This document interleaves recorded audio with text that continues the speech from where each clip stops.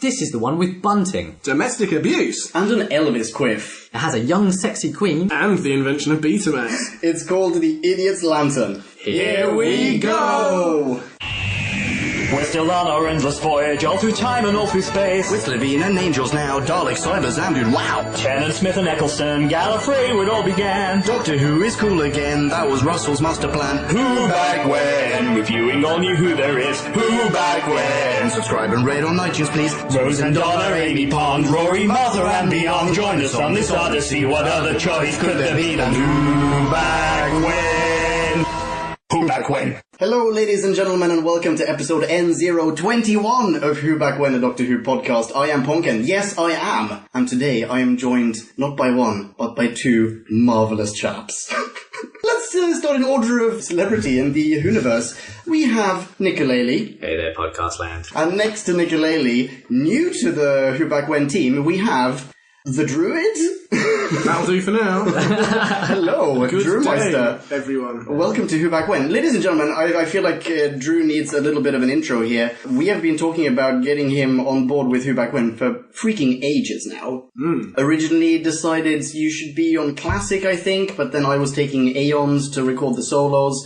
Welcome. Thank you both and all.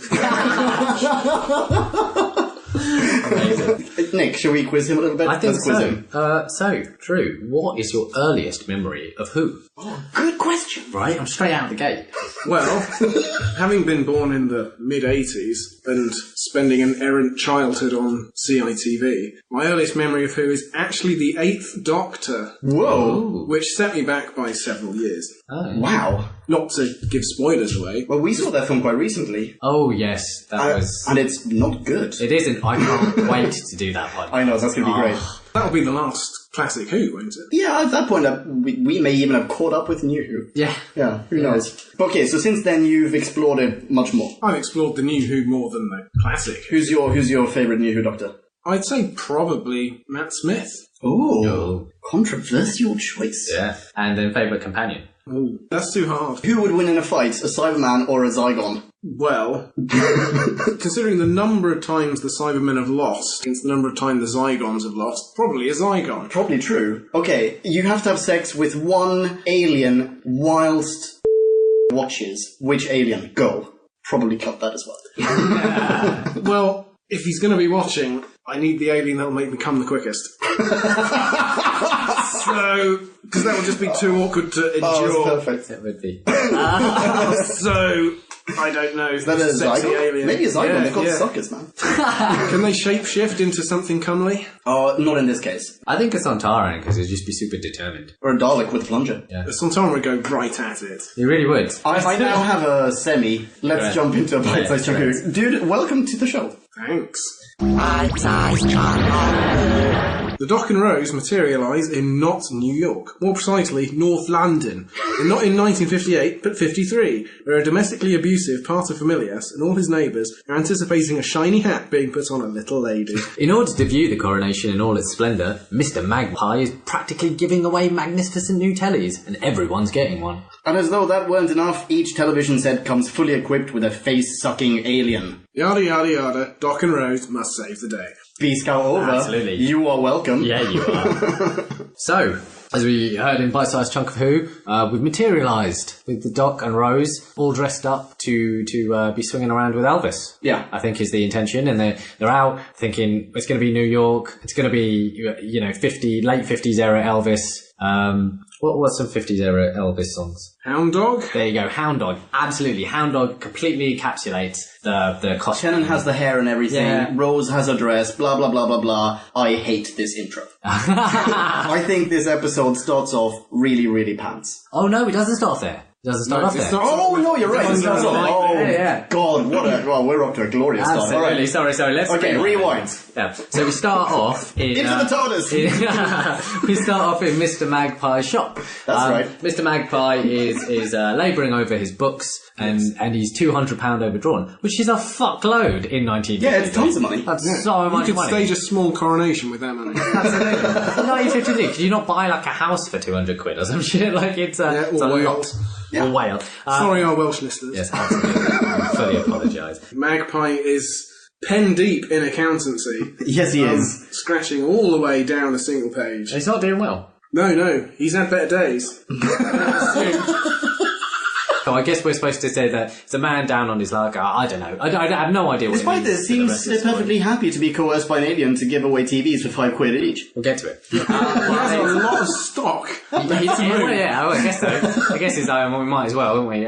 It makes him desperate to, actually, no, you're right. Yeah, but he's completely No, coerced. he's not doing this because he's being like financially coerced by some weird space Absolutely. alien bureaucrat. He's doing this because, like, Let's introduce this. okay, basically. yeah. All right, fine. let's do it. We're in the middle of a lightning storm. Down one of the aerials in Magpie's shop comes transmitted the wire. I guess we'll introduce the alien, and it takes the form of. Yeah, Drew, you had an actual cultural reference for this. Yes, it's the lady from Watch with Mother, which was an early BBC TV programme. When And there she were would- only like 3 programs. Okay. Yeah, and much like The Wire, she would say, "Are you sitting comfortably? Good, then I'll begin." Oh. And then tell you. Oh, a that is an story. uncanny impression. Yeah, and then they'll tell you a story and Is that what it was? Yeah. She would tell stories, so it was a kids show. It was like the first kids program almost. For Okay. orphans, presumably. Oh, God! What? You're bringing mothers into For people's homes? busy parents that were in post-war Britain and had jobs and shit. Alright, Drew Meister, continue.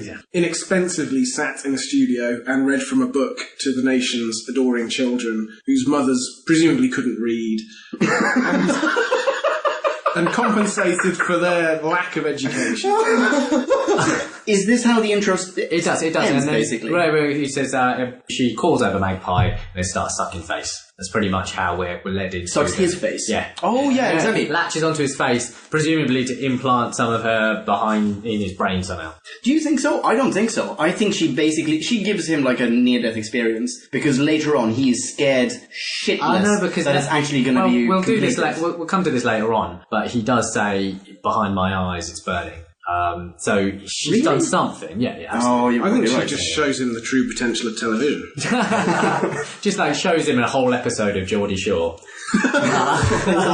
So intro happens. We are now in the actual episode. TARDIS materializes. Doors open. Rose, this is what we said before. She's wearing the dress. Tennant has his quiff. They're expecting it to be New York in 1958. Tis not. It is North London, 1953. Slight tangent. I think that dress that Rose is wearing has become a bit of a thing, as a cosplay thing. Oh yeah, totally. Yeah. If you Google image search Doctor Who cosplay, that's like one of the probably top 10 most frequent. Yeah, I was googling the Idiot's Lantern for just various shows really? and stuff. Okay. And yeah, that was like the 3rd thing on it. Yeah. Anyway, Alright, cool. so well, actually, there's a really fun joke in there. I want to just get into that, which is Go for it. them driving around, and he said, "Yeah, we're in New York," and then just basically all the iconoclastic things of 50s London. Yeah, you have a double-decker bus. Yeah, absolutely, Yeah. a whole lot.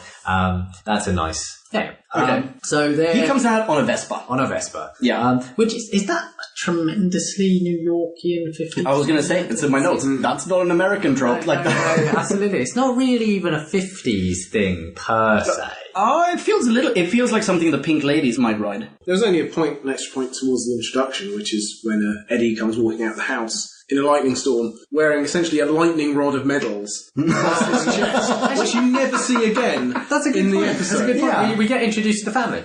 Okay, yeah. Take us through, Drew. Who are they? Who's the paterfamilias? Well, the paterfamilias is Eddie, who has a moustache, which is highly dubious, given the century he's in.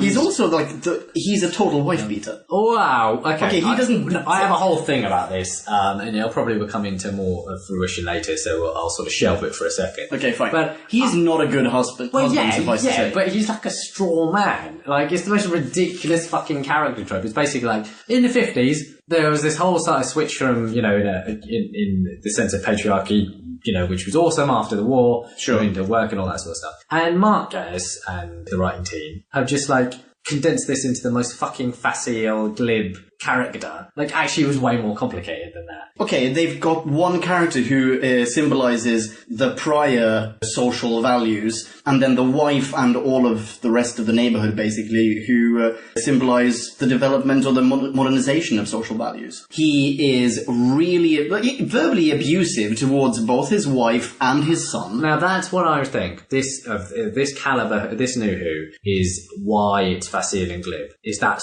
all the character we're given? We're presented with that, and we're supposed to gobble it up, right? And there's no depth there. Whereas everyone else usually, or further on in Who, as the writing gets more mature, everyone gets like a duality. Whereas this character has no duality. He's just a prick. I think that's TV shows in general of this year. Well, okay. 2007 TV shows. We'll get to more aspects of this. Fine, okay. There's a wife who's kind of meek in the family. There's a son who's clearly going to be the little boy hero. And there's a grandmother in the house as well. Blah, blah, blah, blah. Next up. Yeah. For a start, in this scene, he's actually quite loving. It says that his son asks it, Dad, can we please get a telly? Everyone's getting one. And then he goes, well, maybe we'll get one for the coronation. Son tussles his hair. His mum gives him a bit of smile, and the man turns around and says, oh, those TVs, they rot your brains, they do. Oh, I wonder if that's foreshadowing. Absolutely. So she makes every sentence count, that granny. She really does. She does. She does. She knows what's coming. This is her small amount of FaceTime. Whoa! Anyway, moving on. It's a really nice way they do the narrative sometimes. Super dramatic, and then, isn't everything pleasant in the world of the... I feel like that's what they normally... Yeah, they do a lot of that. In fact, that's always what they do. Yeah. We're quirky, we can only really think of this particular century in this time. It's like, the fuck, you've got all the space and time. They're going through a whistle-stop tour of all the people that have essentially exploited black music. So they're starting off with Elvis. And they're just gonna knock off all the rock and roll and rhythm and blues guys.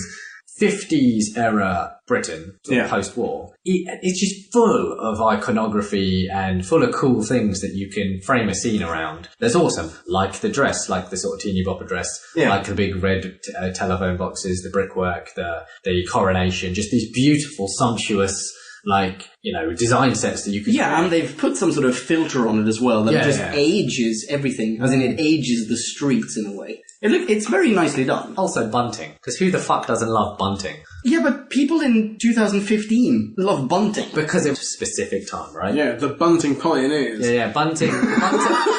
Genuinely, bunting reminds me of what VE Day must have felt like. Really? Yeah, absolutely. Yeah, because we're not looking forward to any future victories at this point. No, that's certainly not. Also, everything is rags, and you can't put them back together into clothes, so why not hang them from some string? There are also flags all over the place. Small flags all over the place. And which is also almost indicative of it being a time when you could have tons of flags all over the place without being suspected of being a racist. Yeah, absolutely. 50s Britain was like our roaring 20s. It's like, genuinely, it was like a point of like, we've come out of this top Really? Yeah, it kind of was. Really? I don't feel like it was a time of excess. It wasn't, but there was that of feeling, certainly. I think there was that feeling of which, like, the feeling of being British was at an all-time high. Cause, I'm sure, yeah, that whole thing. There would have been no bunting under the Nazis. Maybe some bunting. I have no idea. Bunting, bunt in German means multicoloured. That's probably where bunting comes from. Well done. Yeah. Good job. So maybe there would be loads of bunting. Only 3 colours allowed. Okay. So moving on. They think they're in New York to see Elvis and... Shit, I should have said only 1 colour allowed. So wrong. Sorry. Anyway, so they're 50s in New York to see Elvis. Turns out they're in 53 coronation era Britain, which is fantastic. And they have the great scene. This scene is fucking hilarious, in which they basically do the... You boy, what day is it? Oh yeah. Why, it's coronation day. We get this in almost every episode. Fucking bullshit. Yeah. Is the Doctor ignorant every time he lands somewhere? Well, the first person he encounters, and this is equally valid for Classic Who, the first person that the Doctor encounters must assume that he's a complete dipshit. Yes. Because he has no idea, but he's completely frank about it. Yeah. He's like, where am I? When am I? Who are you? Which country are we in? What's the current socio-economic climate? And every single one of them goes, here are the answers to your question, you silly goose. Yeah. And then walks off.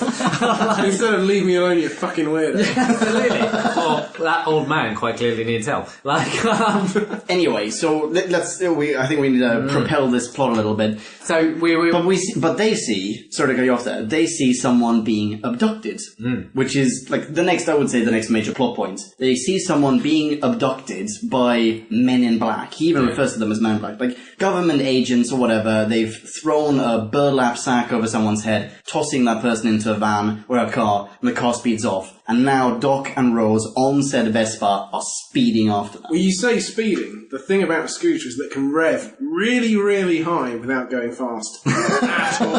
having said that, I'm pretty sure Vespers were fairly nippy. And, through the streets of London, through the streets of Muswell Hill would have been, I think you'd fancy Faster than a car? I think you'd fancy chances on a Vespa. I'm just saying there are a fair few Doctor Who chases conducted at the high end of first gear. Yeah, probably. Oh, yeah, definitely. Anyway, so there's a lot of driving through, and quite an exciting chase scene. I thought it was quite cool. But anyway, so and then the car with the burlap sack abductee disappears into a hole, and a market scene erects in its place, and the trail goes cold.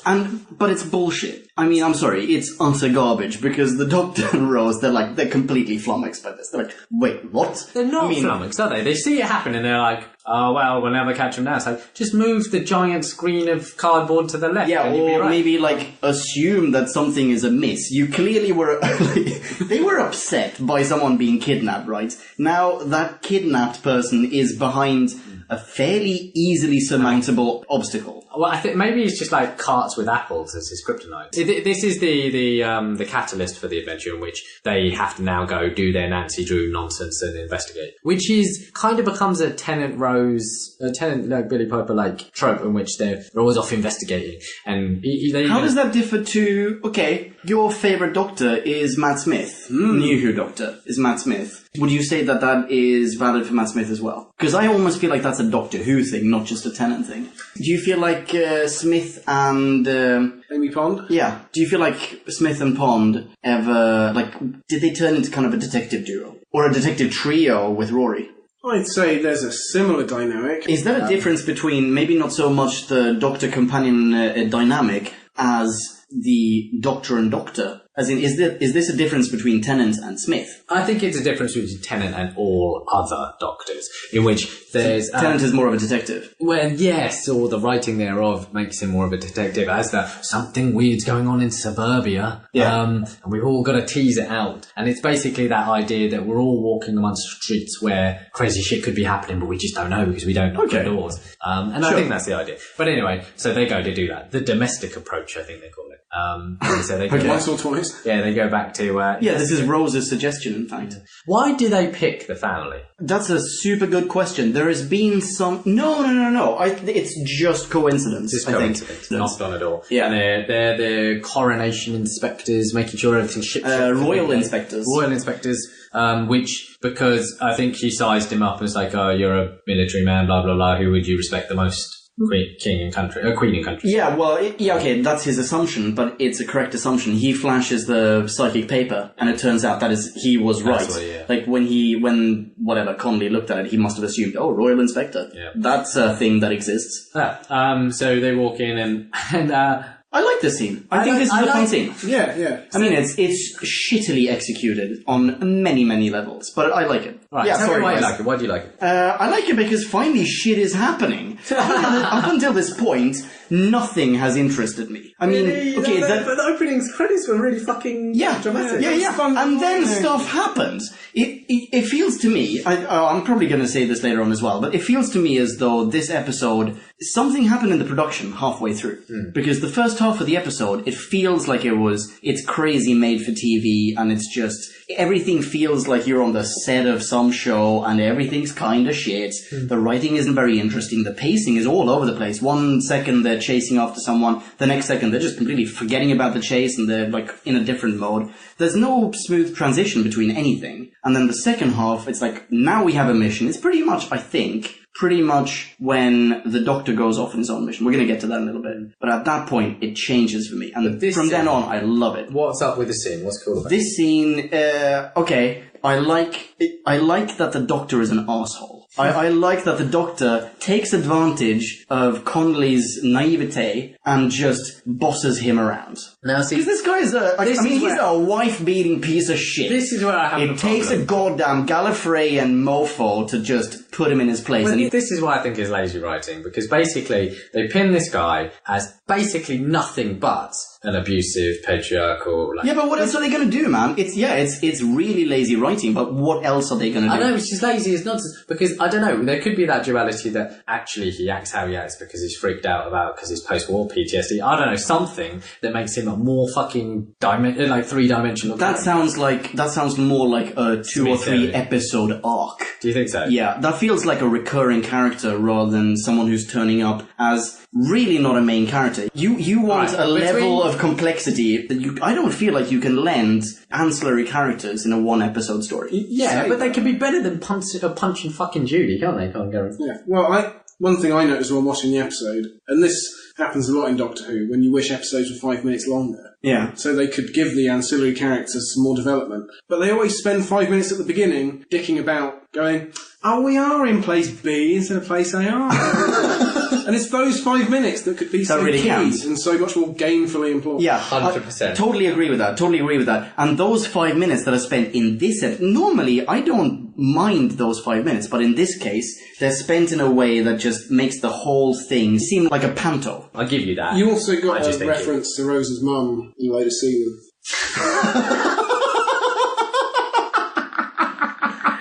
That did happen, yes. While they're dicking about, they're bossing Mr. Connolly around, they're wondering is there anyone else in the house? Oh, the grandmother is upstairs, blah, blah. All of a sudden, They know something's wrong. The Doctor, whilst emasculating Mr. Connolly, he takes the side and goes, what's going on? He's like, she won't stop, bang, or something's wrong. And then Mr. Connolly's like, oi, you're not fucking royal inspectors or whatever. Oh, and and they actually go upstairs, don't they? The Doctor sees the grandmother. Does that happen? Or do they know? Does happen in this bit. I mean, first of all, Eddie Connolly, he's like, what's this? Strangers can boss me around and make me look stupid, but now they're bringing a level of comfort to my family. How bloody dare they?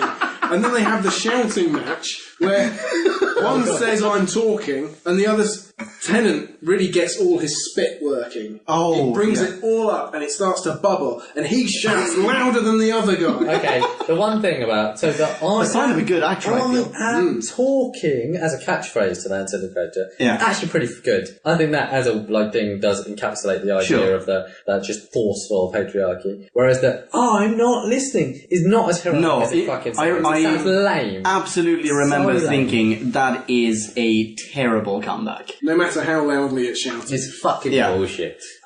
Whatever, they go upstairs, they find the grandmother, and the grandmother is sans face. She is without face, yes. Yeah. Also not banging the floor at all. For that entire scene, even though she never stops. Yeah. She didn't start until the guy said she never stops. And also, you would assume her walking around and, making noise, a certain amount of brain activity is necessary for that, right? The Doctor scans her with his sonic and finds that there is 0 brain activity there. Well, I want Not even cerebellar brain activity. I want to be more upset. I just don't know much about neurology. Okay, whatever. So all of a sudden, kablamo, people burst in, and now kidnap the grandmother in much the same way we saw someone being kidnapped earlier on. Yeah. Burlap bag, boom, into a car. And now we get the let's split up and meet back here in 10 minutes trope. Yeah. Because the Doctor races after them, Rose stays behind. Rose stays to do some more snooping. Yeah. Because just at the wrong moment, the telly decides to have a moment. Yeah. And there's a little red flash or something, right? Yeah, Rose looks at the back and sees that it's made by electricity and sees the she's standing across the room and she sees it from the front and the telly's like, hey, over here on a fucking pink thunderstorm. And then she actually turns it around and sees you're right, no, absolutely. And then we cut to the Doctor racing through the streets of Muswell Hill. Yeah. He's not going to be put off by apple carts or pear carts or any other fruit. He's going for it. Here's why I think I was right before when I said they were completely flummoxed by the apple carts. Right. Because when he shows up, all of a sudden the same two dudes as in the beginning are there. They put the boxes of whatever in front of Operation Market Stall.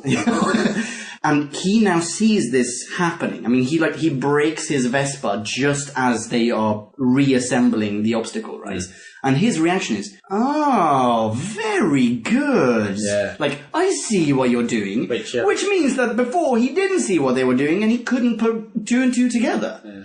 Anyone could figure that out. But this time he goes and takes a little peek behind, which, really upsets the apple cart. Yeah. Badoom. Oh yeah. Ha ha ha ha ha. Fuck all of you. I've been waiting so long to make that joke. Anyway. Since 2007. That's the only reason I'm on this fucking podcast, to make that joke. Anyway. Well, it was great having you. Yeah.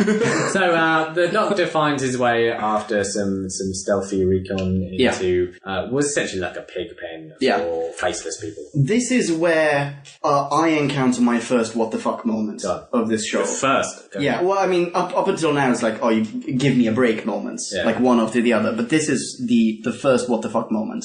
When he's actually in the pig pen, sonicking them, all of a sudden they all turn on him and start like pressing him into a corner. Like they force him into a corner. Is that what they do? Oh, absolutely. Yeah, they start crowding around. It is absolutely what they do. Definitely take an interest. Yeah, and at that point, my assumption was, oh, right, okay, so she's taking their faces and turning them into some sort of zombie army or something. Like, they are clearly bad guys now. Like, maybe they're forced into being henchmen or drones or whatever. But that does not pan out. No, the whole, like, the indicator of them actually being controlled and, like, turning into automatons does not pan out. Now, when you remove all the brain activity from a brainstem, the only impulse left is to spoon. Oh, you're right. I read that somewhere. Yeah, that was I think that was in Nature magazine.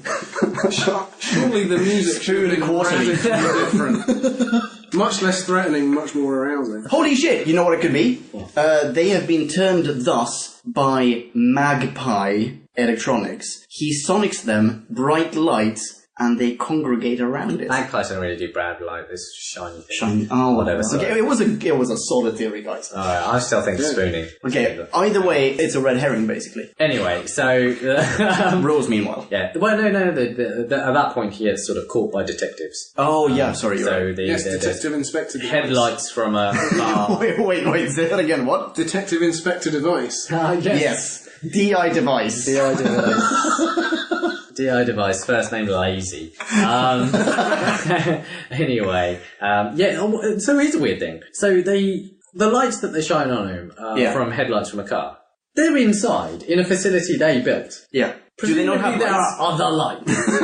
Well, all the windows are smashed. I assume it's like a bombed out factory from the war. Still, like, well, yeah. it's a fucking lamp or some shit. Like, yeah, sure. Are they doing all of this operation in the dark? Because I understand why they're not making any progress. Well, you do realise that they're keeping all these people who, I mean, let's be honest about this. They would clearly experiment the shit out of these people, right? Instead, they're just keeping them standing around in a pig pen. Look, mate. They're not in a lab somewhere. They're in a corner and no one's guarding them. No one gives a shit about them. There's a war on. No! Several years have passed. Sorry, I should explain this. There's a war on is a phrase that we all use as a way of, like, rationing and conserving and doing those. So you'd be like, oh, there's a war on, turn that light on, all that sort of shit. Okay, sure. Yeah. Well, which there clearly isn't. Clearly the police constabulary is still rationing things, including fencing. Like, either way, okay, sorry, carry on. Yeah. DI Device. So DI Device grabs the Doctor and is like, you've got a face! You don't deserve it, you don't belong in that pen. Face first. And pulls a total 10th planet. Yeah. As henceforth I will be referring to this. He starts off by going, what the shit are you doing here, dude? Like, you are trespassing. Oh. And then click, not transition, just cut to, mid-sentence, he basically goes, I don't know what to do, you need to help me. He goes 0 to 100. He goes to he goes from, you're an intruder to, how much is your consultancy fee? Yeah. in like the space of a frame. Yeah, absolutely. DI Device, at one point, he's really quite broken up about it. And he's saying, I've been 20 years in the Force. And this is beyond anything we've ever seen. 10 years after the Nazis bombed the living shit out of the entire capital, millions of people were hiding in tube stations for their very lives. That's a good point. To be fair, that's very different, isn't it? So he hasn't seen anything like this. Like, seeing people bombed isn't exactly the same as seeing faceless people. No, that's true. But then he can say, this is not exactly like anything we've ever seen. That's what he's. That's exactly what he's saying. I'm on the side of DI device on this one. I don't know, man. I think that's a pretty good point. But okay, regardless, Rose is now with Magpie. Yeah, they haven't met him. She's gone to investigate. Yeah, straight to his office. And he totally does not want her there, right? Like he... Well, yeah, actually, he's just like, sorry, miss, you got to come back later, come back at 10. Which I think we're supposed to, again... I think he wants to spare her. Well, yeah, I think that's the inference, is that, actually he's a reluctant stooge, villain, henchman, whatever. So she's like, fuck off. No, I want to buy a telly. Please fuck off. Yeah. No, I desperately want a telly, and she's doing what she thinks is a clever, Nancy Drew. Yeah, absolutely. Nancy Drew. And then we get the catchphrase of The Wire, which is... Oh, well, there was were it? several. But Are you hungry? That's the one that they come home with when Rose is in the shop. Hungry. Is that the opening line? I thought it was something like, are you comfortable or something? No, that's the opening line. But when Rose is in the shop, it comes on and says, I'm hungry. Oh, at which point, this is now my very first notes. Yes. Up until this point, I have been noteless. Now he's just getting started. Because Rose obviously inquires, like, what the shit is that? Magpie goes, it's a TV program, one of those modern TV programs. Fuck you, Magpie. The TV is pretty goddamn modern in itself. There haven't been enough programs for there to be a distinction between old school and modern TV programs. Yes, fair. Right. Anyway, I'm not really starting off with a zinger, but that's my first note. Hey, God damn starting it. from I was so, impassioned. You had, so little to say up until this point. Okay, well, I also have a note to say we need our first soundbite of this episode. Because Rose confronts... She obviously understands what's going on. Magpie now goes, I knew I'd be found out at some point. He obviously realizes Rose is going to get her face sucked. Yum. Closes the door, at which point he says, soundbite. I'm sorry. So sorry. Fuck you, Tenant era sorries. Oh, it drives me mental. How many times? So, fuck. I'm sorry. And then adding the fucking perfunctory so doesn't in any way increase your... I'm so sorry. Fuck you. Fuck you so much. Are you implying that all these sorries are responsible for Nick Clegg's speech and subsequent mashup? Well, the way you said so sorry. Oh, I wasn't trying to do a Nick Clegg there. Oh, that was perfect. Thank you. I'll remember that for the next party, the next Clegg party. That's a political commentary that will only play well here. Really hope you guys like that in the States. Anyway. Don't even Google him, it's not worth it.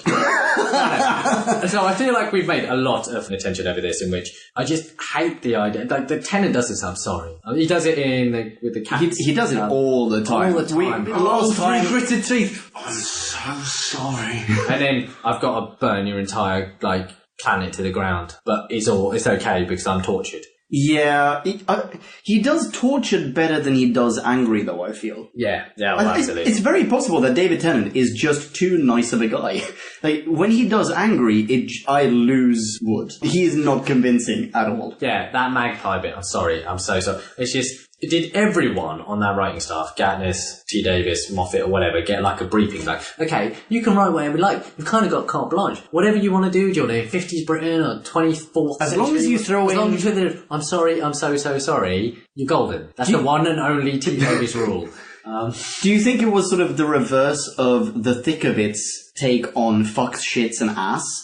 When you've seen The Thick of It, right? When they had finished producing one episode, they would take that to the rating board, and they basically barter for shits and fucks. They're we have 30 fucks in this episode, we have 27 shits, how about we take out 3 of these and 2 of those? I feel like maybe it's the reverse here. Maybe they were actually you've written 5. something with actual substance, how about you take out some of that substance and replace it with sorries?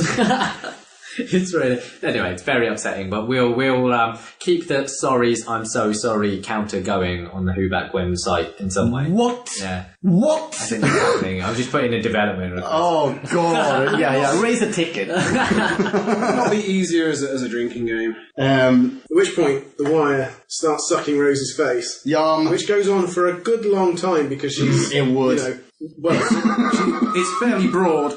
And, Yeah, it is. and she's also, you know, an important character, so you need to feel the true horror. Oh, feel the true horror. Sucked and sucked. Oh, yes. All the way across the room. Oh, wait. Oh, God. So Extending close. out of, you know, the front of her head by several feet. Oh, head. Oh, this is so lazy.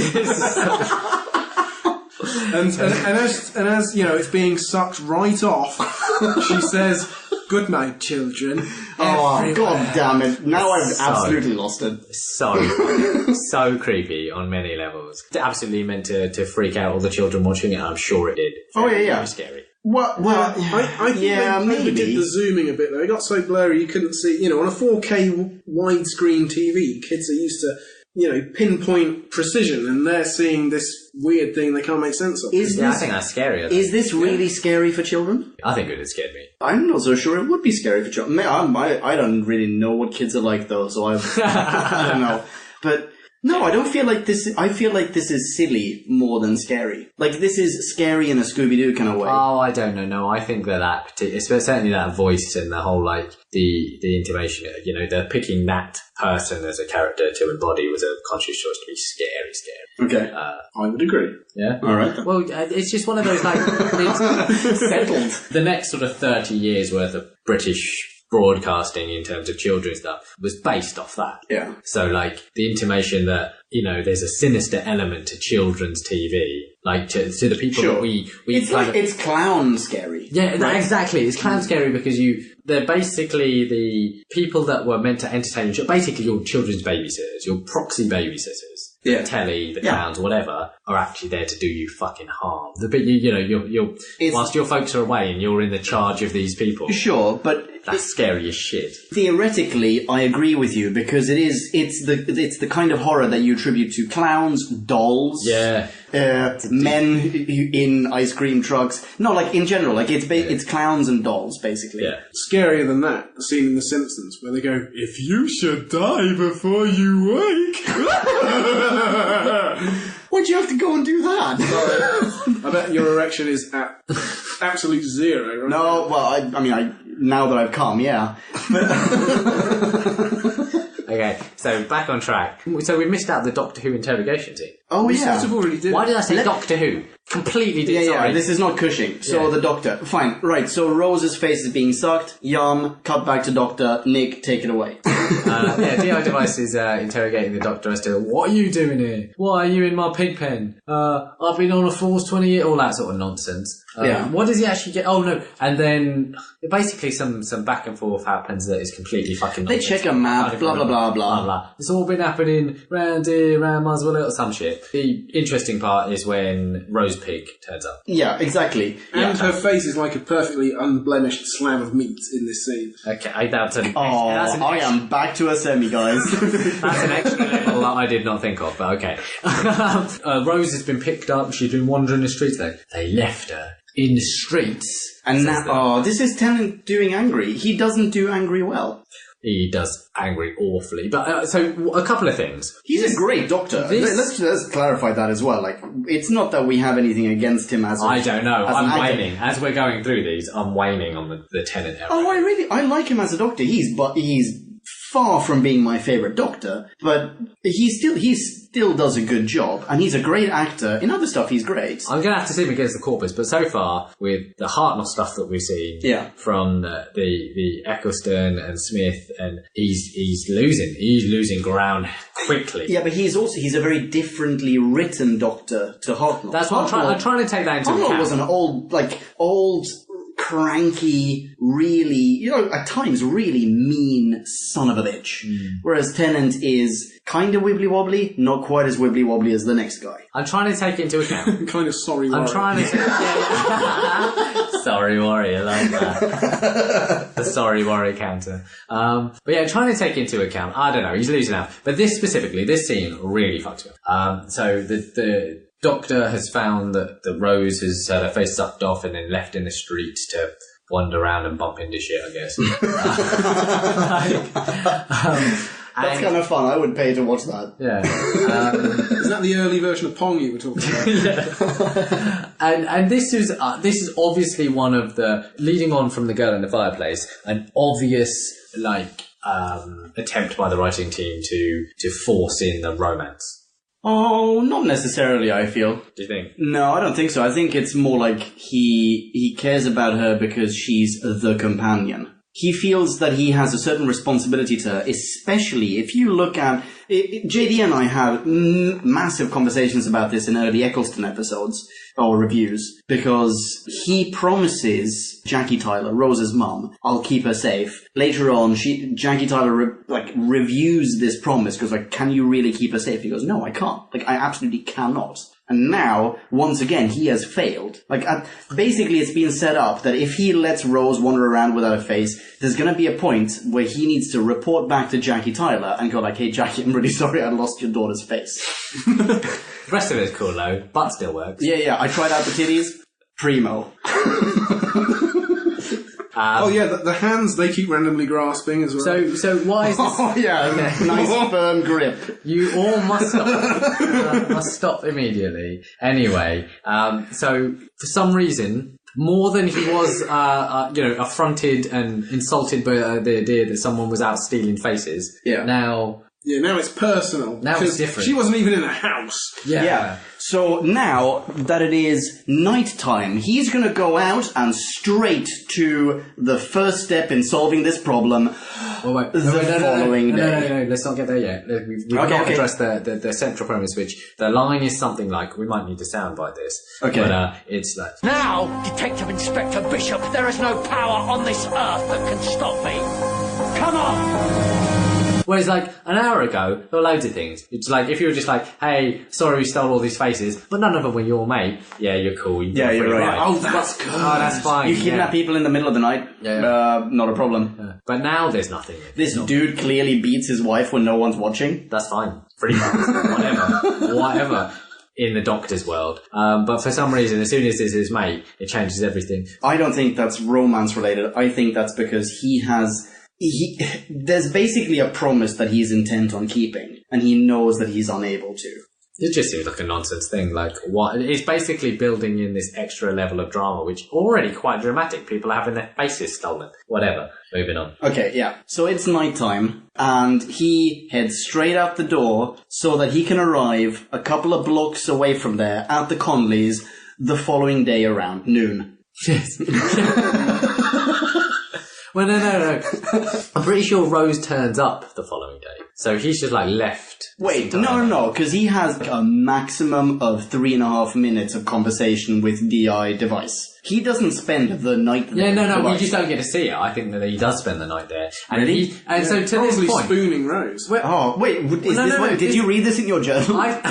Spooning quarterly? I think this is pre-Rose turning up. I think Rose turns up in the morning, as in she's kicked out by Magpie into the night and then someone picks her up in the morning. And the Doctor has spent the night at the Pigpen with DI device and being interrogated or whatever, which to me... In that case, that's poor editing. Absolutely. Because that is not made very clear. Do you not think so? Well, I mean, we'll look at... I guess maybe we'll look back and listeners, if you want to tweet in what your that transition was. Because, to be honest, it's unclear to me. My reading of it was that he stayed the night. They found Rose in the morning, wandering around, and that's where he kicked into gear. Which begs the question, the contradiction of... So you're happy for your mate to be wandering around this area that they're completely not familiar with on a fucking Todd all the way through the night. She's got nowhere to stay, no money, no friends, because it's the 50s. But, later on, you're like, oh, she's in danger now. You literally put her in danger. This is your fucking fault. Yeah, that's my point. When something terrible befalls her, it is his fault. Well, yeah, no, but he doesn't it's not want out of that a to sense happen. of responsibility. He doesn't hate himself for it. He hates everyone else for it. Whatever. Yeah. Following day, boom, the Conleys, someone take it away. Drew Meister. Oh, I wish I had a photographic memory at this point. Come on, Drooly. Right. It's Coronation Day. Yes, it's Coronation Day. Everybody's gathering at the pad around the new telly. Yeah. Oh, isn't it nice? Oh my god, dude, we totally have a voices guy. That's you. That is your job. You have the best voices. Okay. Oh, and of course, Auntie Betty, notable for the line, "You just need to beat it out of him." Oh yeah, that's really weird. She basically says, your son might be gay, you should probably beat him a lot. Yeah, exactly. And then Mr. Connolly goes, yeah, I intend to. Yeah. Because he basically tries to show him up, doesn't he, in some way. He's like, Yeah, yeah. you should all go see Nan after this. Which I totally get. Like, a lot of, that was a cool little exchange, I thought. Sure. Is this the point, or was it an earlier point at which the old man says, "You can forget about going to college and learning anything"? Yeah, no, that was earlier. I think you're right. I think that is earlier. So again, it's more that... So actually, yes, there is some layering here in the character. Along one line, which is, he's a prick and he wants to control everything, and that's kind of the patriarch, he needs to control his wife into how often she smiles, to control the son as to where he's going, what he's learning. The faceless Nan can't even be like... Does he say in that same segment where this is now rewinding, but in that same segment where he goes, you can forget about college, does he not also add, like, you're gonna be with me? You're gonna come work with me, yeah. Work with me and learn to something. I think we get an indication of... That's it. Oh, is that it? Isn't there like a more specific indication of this is what Mr. Connolly actually does for a living? There's no indication, but I'm pretty sure he tests soap, which the prerequisite of which you have to get your hands really dirty.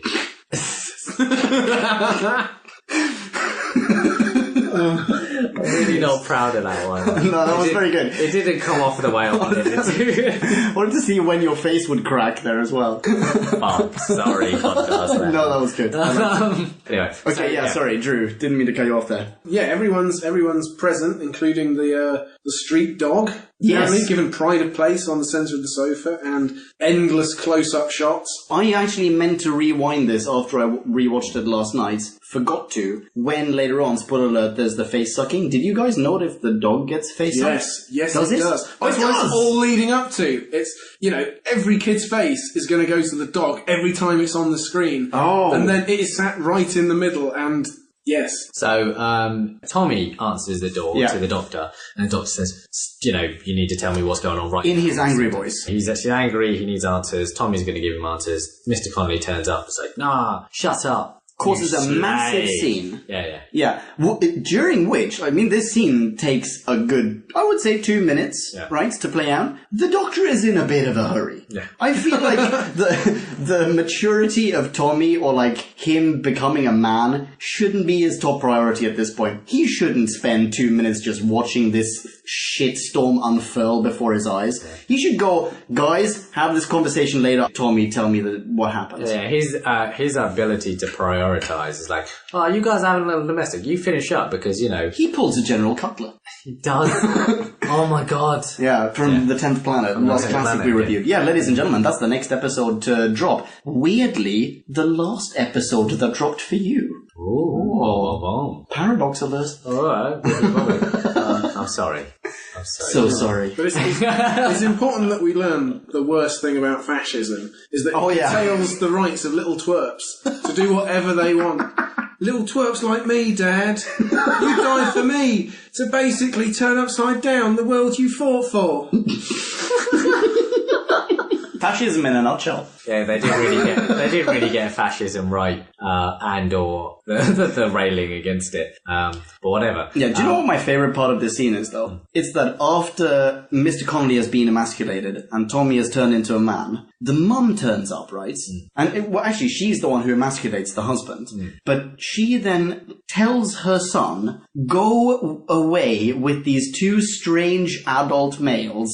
Do something, don't tell me when you're coming back, don't tell me where you're going, just go. Well, no. Okay, so moving on. Going back to that's weird, man. That's bad mothering. Going back she is a bad mother. I think that's just a BBC trope that actually there is no stranger danger. If a guy in a trench coat asks you to investigate like a crime scene with him, you go. I feel like she should ask them to show some ID. No.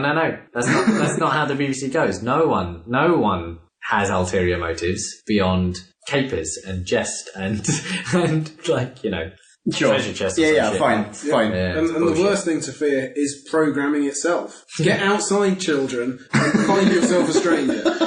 They really know how to sell themselves. They really do. Tommy now leaves with Doc and DI device, and they go straight to Magpie. Magpie Electricals, yeah. Confront him. Yeah. Ding, ding, ding, ding, ding, ding, ding. Yeah. Doc finds a device, licks it, blah, blah, blah. It's like it's a portable TV. It looks like a portable TV, which we're all supposed to laugh at because we know portable TVs were then subsequently invented. Haha, aren't the past dickheads. It's essentially... Magpie arrives, the wire, the lady in the TV, she turns up as well, and we get a second iteration of the same joke that DI Device makes about the portable TV, when all of a sudden she turns colour. And everyone's like, holy fuck, she's alive. Holy shit, she's an alien. And DI Device just goes, holy shit, colour TV. He's like, ha ha ha, aren't the past dickheads. And I've seen this tree before. While the Doctor is saying, well, this technology is far beyond the human capacity for invention, and in the next breath, oh, it's so simple. Yeah. Aren't the past dickheads?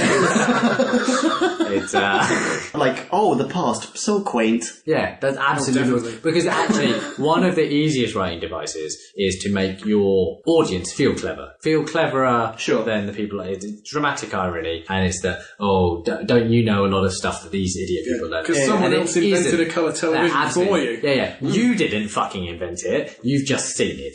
Alright? So you can't pass judgment on stupid DI device because you don't know how it fucking works either. Yeah. Unless you are some sort of like researcher in the field. We've all got gaps in our knowledge. It's not actually that clever to take the mick out of people that don't have Sure. it. But whatever. Moving on. Yeah.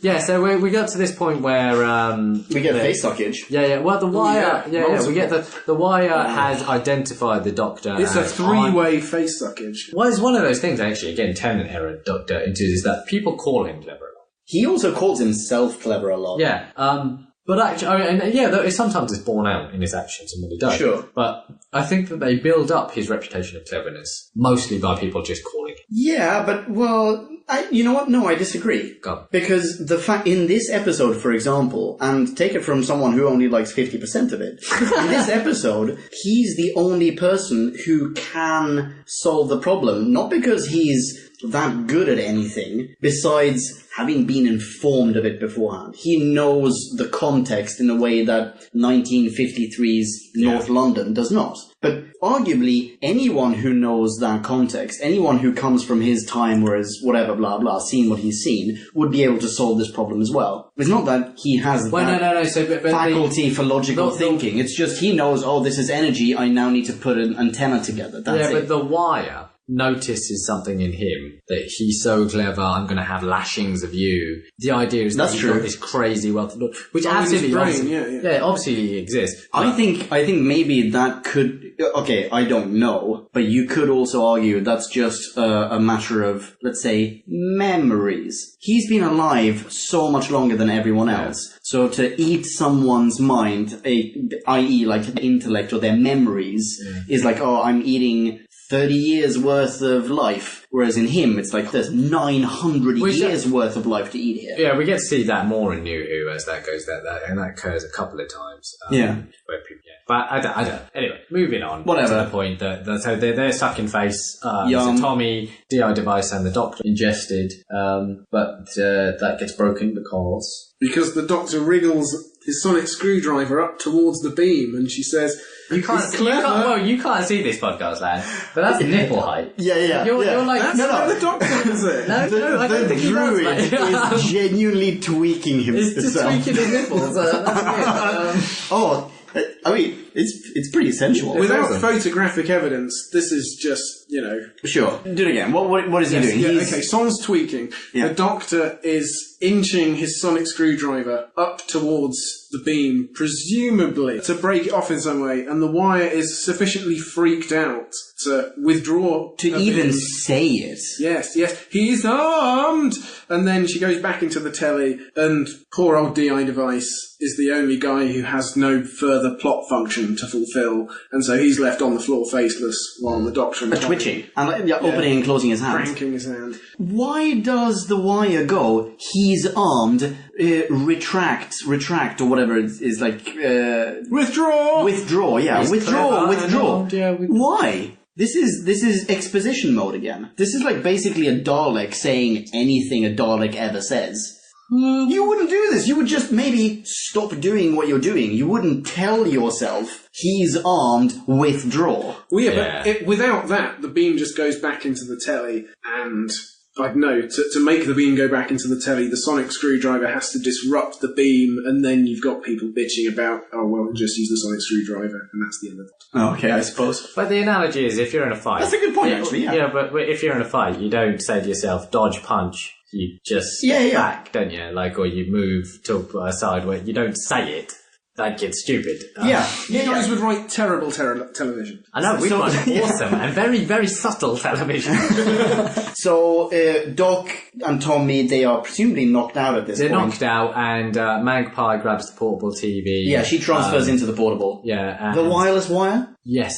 Oh, nice. And they head off. They head off in another beautiful van. I knew you were going to have a hard on about this such a good van. I don't know, I think it... Why do you have a car? You should clearly have a van. I should clearly have... Everyone should have a van if you're going to do Dastardly Lose. Like, it was beautiful. The one thing I do actually want to say, it's a weird, like, cinematography thing, is that there's a wicked camera angle in the van. It's, like, dashboard mounted. And it's, it's really cool and action-packed and makes the whole thing very cool. Oh, nice. I didn't consider that. Yeah, it's very good. Anyway. Screenshot on whobackwhen.com. Yes. So Magpie heads off in his awesome van, heading for a transmitter. Yeah. Doctor and Tommy now regain consciousness. Doctor puts together a plan. He's going to assemble some sort of Deus Ex Machina device that will solve everything. Absolutely. And so gathers bits and bobs from, I think, partly Magpie's shop. Yeah. And also the TARDIS. At which point, we need a soundbite. It's never too late, as a wise person once said. Kylie, I think. Something like, that is a Kylie lyric. Yeah, who is a future companion of the Doctor's, in fact. Kylie Minogue turns up in a Christmas bonus episode with Tennant. Did not think of that. It's the one with the space Titanic. Kylie. Yeah, I love the weird angel robots. You don't need to tell me, I'm full. Love the Kylie. Anyway, so the David Tennant figures out why they're where they are, which is Muswell Hill, which is next to Ali Pali. Yeah, Ali Pali, which for our non-British and non-Londonite listeners is possibly the most famous TV transmitter in all of London. And also a pretty cool place, Alexandra Palace. A wicked bat. Google image search Alexandra Palace. I guarantee you'll find some cool pictures. Giant hill where you go to see gigs every so often, and it's so fucking hard to get to. I used to live about 10 minutes walk from there. So hard to get to. No tube station anywhere near it. Oh, my days. So I retract my former 10-minute statement and change that to 20.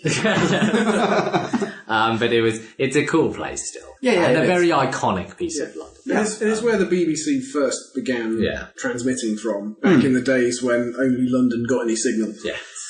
So the good old days. You can see Ali Pali in the distance, and the Doctor and Boy Wonder set off. Boom. Yeah. Well, they chase him to Ali Pali. Magpie is already climbing the actual antenna, right? And we get, I think, a kind of a funny scene, in fact, where the Doctor flashes the psychic paper to a guard, and it actually... No, I have a question for you, because I think once again I didn't even consider this until now, holy shit! Right. My mind is literally being blown right now. Yeah. I think this is another case of psychic paper working differently just to fulfill this plot point. So he flashes the psychic paper to the guard. The guard goes, "Oh, sorry, sir, you shouldn't be going there. It's very dangerous, blah, blah, you might die." Then Tennant turns the psychic paper, looks at it himself, and he now is able to read off the psychic paper what the other person saw in it. I don't feel like this is how psychic paper is meant to work. It's basically like everyone sees in it what they themselves project. What they want to right? see, but he's able to look at it and go, "Really, I'm the king of Belgium?" I'm thinking back to the end of the world, the Eccleston, where like psychic paper was that the first? Yeah, this is also an episode where JD and I have this exact conversation because it doesn't really pan out. That sounds fair to say that. But then I feel like that later on, psychic paper works like the doctor can read it or read minds essentially. I think there are 3 different ways. Maybe we should have a bonus episode about psychic paper. But like, I feel like there are 3 different ways it works. Either you show it to someone, they see on the paper what they want to see. Yes. They project the truth. That's how I think of it. In End of the World, Captain Jack holds up psychic paper, and Rose sees on it what he projects onto the paper. Bing bong, correction from Future Pumpkin here. I apologize wholeheartedly for my brain. I did not mean to say End of the World. What I meant to... Oh, wait, you know what? Let's turn this into a game. Do you know what I meant to say? Okay, wait, think of it. Here we go. Let's say it with me. Sorry, I've had way too much coffee. Say it with me anyway, okay? 3, 2, 1. Did you say it? I totally made you say it, didn't I? What I really meant to say was the empty child. Is that what you said as well? No way! That's crazy! Up top. Fist bump. Nice one. Okay, let's get back to the show. But he's not able to see on it what it says. He just flashes some paper and figures this is a cool ID. She then reads off it, oh, you're hot and single and blah blah and you want to bone me. And now, Tennant flashes paper at someone, they project something onto that, he looks at it, he can read it. Oh shit, and we got the 4th one where, what's his face? The face of Bo? Yeah. What's his face? Where the face of Bo projects a message onto the Doctor's psychic paper in New Earth. Yeah, SMS. Yeah, exactly. Yeah, so psychic paper works however it wants to, however it suits the plot. Is my point. Basically, yeah. Anyway, sorry, rant over. Yeah. Also, the thing is like, oh, you're the King of Belgium. To be able to project that onto the paper, I'll probably know who the King of Belgium is or what he looks like. And he doesn't look like you. No, that's true. But is that the first assumption? You see someone in a trench coat run towards Ali Pali. Oh, that must be the King of Belgium. Well, the psychic paper projects what you want to see. Yeah. So what you want to see is the King of Belgium. This guy might have like a very specific fetish. Well, you don't know. Yeah, exactly. If he does have a specific fetish, he knows what the fuck the King of Belgium looks like. Yeah, nothing like David Tennant in a trench coat, I'm sure. I don't know. I'm going to have to look up 50s era King of Belgium. Yeah. I mean, since television was so young and new, presumably we didn't, devote that much television time to monarchs of the world. No, that's true. This security guard in Ali Pali has probably only seen, like, glorious oil paintings of the King of Belgium. Anyhow, so we're because that's how it goes. Like, it goes, like, rudimentary cave drawings, oil paintings, television. Yeah. Right? I mean, it's not just those me. I'm pretty sure that's three types of video.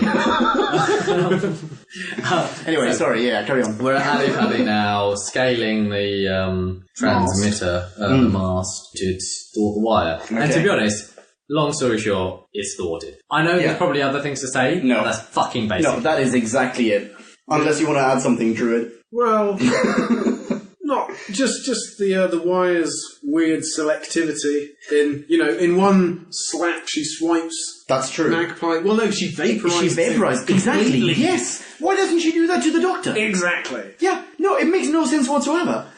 Or another thing that pisses me off about this, I remember this. Why is it not in my notes? What the hell, man? Why is there a 3-pronged connector on Ali Pali at the top? Because if he had used jumper cables, it would have made sense to me. Yeah. Like, that's all I'm saying.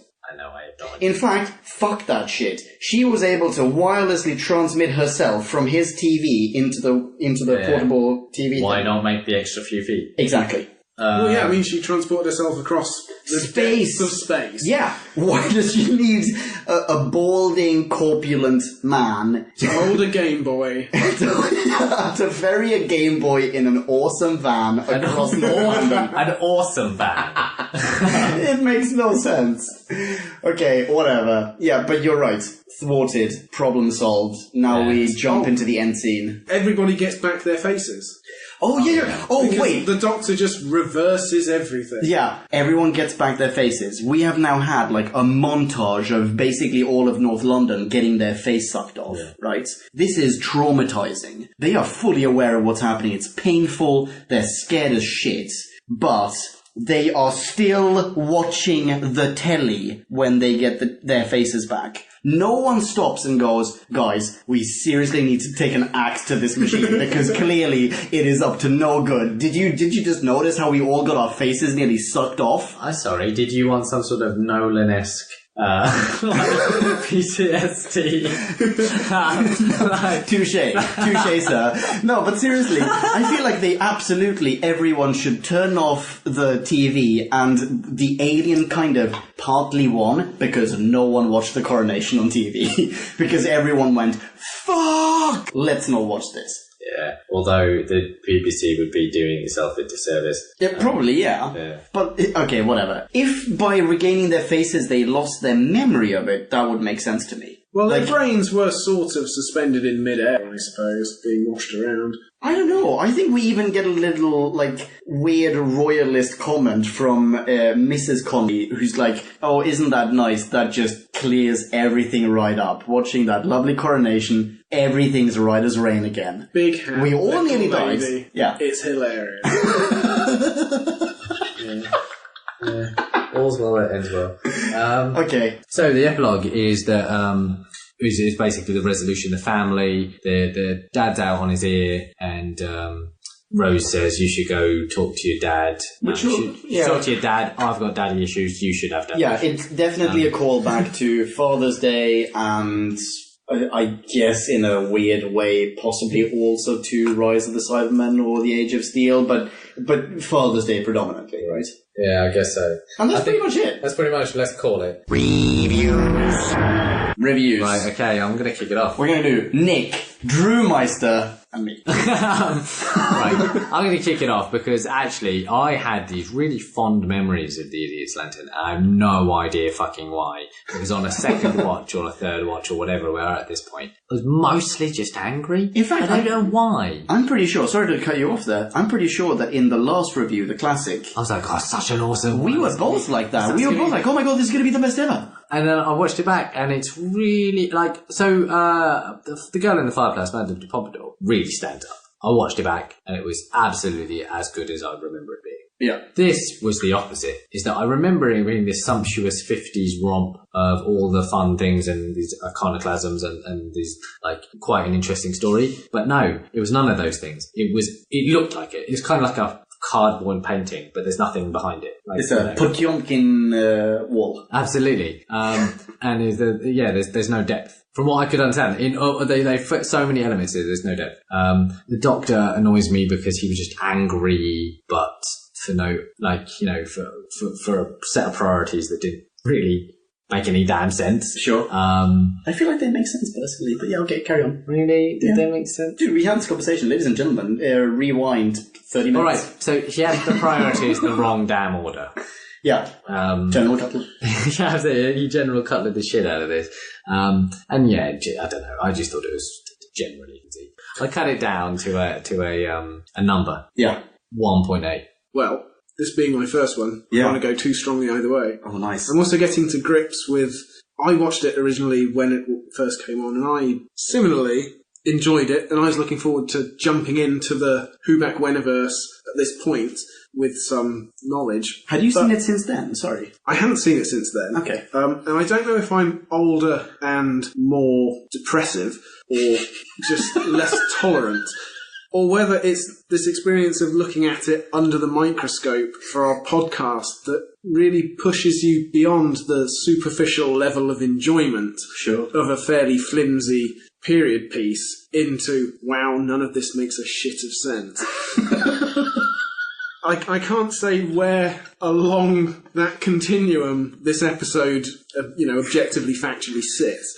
So I am going to give it a 2.5. Oh, nice. Just to speak to this a little bit more, just to add, is that I think maybe in 2007 we were just sort of swept up. There are some really promising elements to this. And we're still close to the actual revival of Who. Absolutely. And we're just so fucking happy it's back. And so happy that there's some relatively interesting things to happen. A compelling leading man and a companion. That I think we just got blinded. It's possible. That's very possible. To your honeymoon period. Pumpkin, lead us in with your review. Okay, so what was it? 1.8, 2.5. 2.5. All right. Because I can go up or down from there. Two awesome minis, and I don't know what I can add to it because I kind of want to just echo everything you're saying. I too remember loving this back in the day. Or possibly I remembering that I loved this.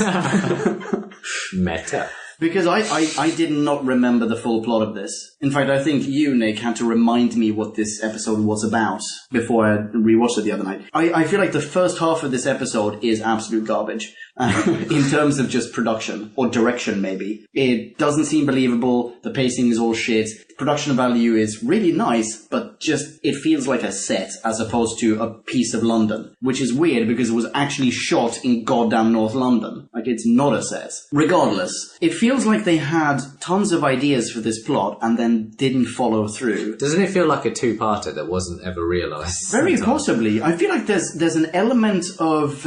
it's funny that you said... did you say this before? The empty child? I feel like that came up in conversation earlier. There's an element... It came up the idea that the Doctor Who writers like this period of history. Yeah, okay, no, that's very true. And I feel like maybe they wanted to call back to The Empty Child, which was this hugely successful episode, right? Or like part of a hugely successful double feature, in that they had the element in the pig pen where they all turned to zombies, or whatever. Yeah, see that. And I feel like that was an idea that the writers had at one point. Not only do you lose your face, and actually we failed to mention this, super creepy, we see faces on TV sets. Very creepy.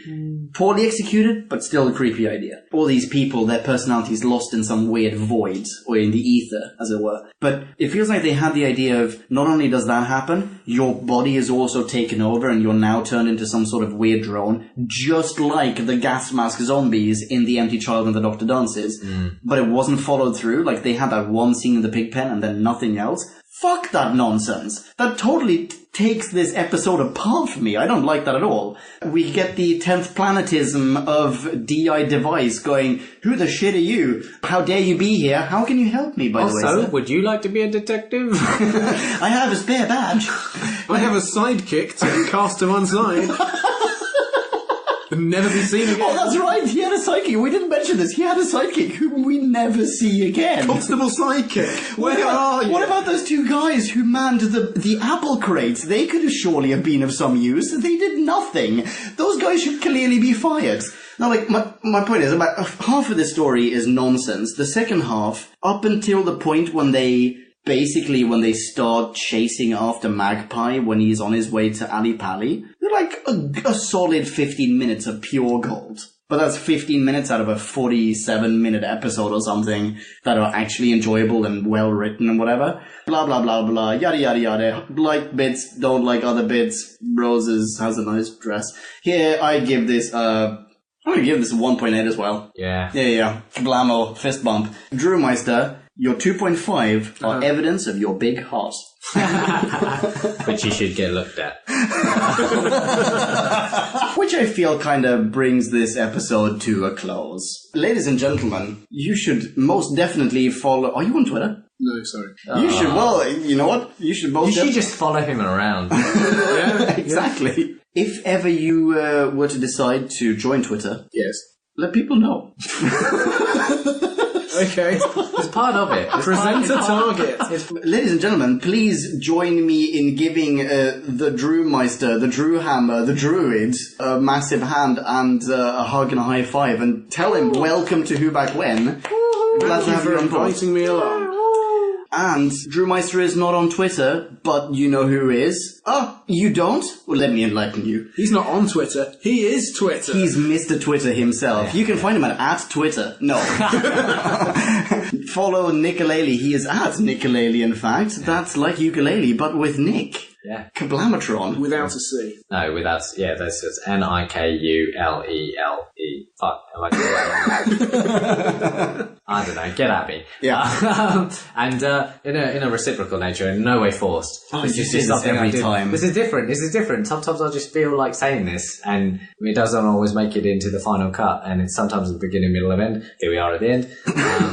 A lot of that won't make it into the Absolutely. Feel free to follow Ponkin at Ponkin. Here's a soundbite of JD singing how you spell that. Ponken, Ponken. Thanks, JD. Join us in future episodes of Who Back When. If you're thinking in terms of classic Who, check this out. We're going to do a William Hartnell retrospective, and then we're jumping into Troughton Land with the power of the Daleks. God damn it. Such an exciting fucking title. It's awesome, by the way. I have seen/listened to it. It's pretty badass. Bing bong, Future Pumpkin here again. For some reason, I honestly do not know why, but for some reason, we actually just lost the end of the recording. Like, my computer stopped recording mid-outro. Really, really weird. I have no idea why. So here I am, all by my lonesome. I'm going to tie this up. First, another correction, though. We are going to wait with the Hartnell retrospective until JD is back. It's just going to be another few weeks. So we're going to carry on straight into Troughton Land. And then somewhere sometime in a few weeks' time, then we'll do the Hartnell retrospective. We're just going to have to jump back. You're just gonna have to deal with it. But that's not so bad. That's really not so bad. You know why? Because the next New Who episode that we're reviewing is The Impossible Planet. That's right. It's part 1 of the double feature consisting of The Impossible Planet and The Satan Pit. Yeah. We are either going to love or hate that one. Yeah. You should totally check that out. If your palate is rather in tune with Audio Who, well, you know what? Just hang in there, because when JD is back, we're also going to review the next 8th Doctor Adventure audiobook. The next one in line, which one is it? It's Wirren Dawn. Spoiler alert, still don't like it. Anyway, that's enough for now. Thank you so much for listening to this, ladies and gentlemen. You are a lovely bunch of people. Catch us in the next one. Check us out on Twitter, @WhoBackWhen. Subscribe to us and rate and review us on iTunes. Like us on Facebook, facebook.com/WhoBackWhen. Why am I saying this? It's all in the outro. It's all pre-recorded. Am I pre-recorded? Was my life scripted? I don't know. Was yours? If so, write to us. info@WhoBackWhen. I want to know, 'cause I care. Thanks for listening. Ciao. Kablamo! Did you enjoy the show? Then please do what the cosmos compels you to and spread the gospel of Who Back When. Tell your friends. Don't have any friends? No problemo. Tell some strangers. Like us on Facebook. That's facebook.com/WhoBackWhen. All in one word. Are you on Google Plus? Then find us on Google Plus. That's plus Who Back When. And when you do, tell us why you're on Google Plus. Who Back When just got its very own Twitter account. No lie. So give us a follow. You guessed it. That's @WhoBackWhen. All in one word. Check us out on SoundCloud, vote us up on Reddit, listen to us on Stitcher, and head on over to our website, whobackwen.com, where you can leave a comment, submit a review of your own, and peruse our visual index of aliens, monsters, and more, which increases in kablamos with every episode. And lastly, give us a rating and review on iTunes. Not only would it make us super chuffed, and it really, really would, but as thanks, we will transmigrate your iTunes nom de plume into the credit list of trailers for fake Doctor Who audiobooks produced by Who Back When. Have a poke around our bonus episodes to make more sense of that. That's it. Rock on and be rad and excellent to each other. Catch your earballs in our next Classic Who review, New Who review, or, still funny, Audio Who review. Ciao.